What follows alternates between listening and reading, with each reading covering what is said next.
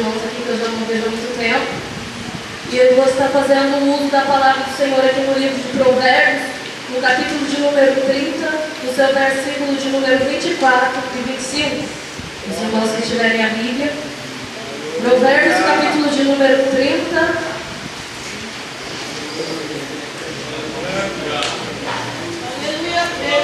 Provérbios, capítulo de número 30, no seu versículo de número 24 e 25 apenas, que diz assim: essas 4 coisas são das mais pequenas da terra, mas sábias, bem providas de sabedoria. As formigas são um povo impotente, todavia no verão preparam a sua comida. Amém, irmãos? Até aqui somente. Hoje é um culto denominado culto de missões. Hoje é um culto em que eu creio que Deus já está levantando e acendendo a chama do coração de todos que estão aqui para estar fazendo a obra missionária do Senhor.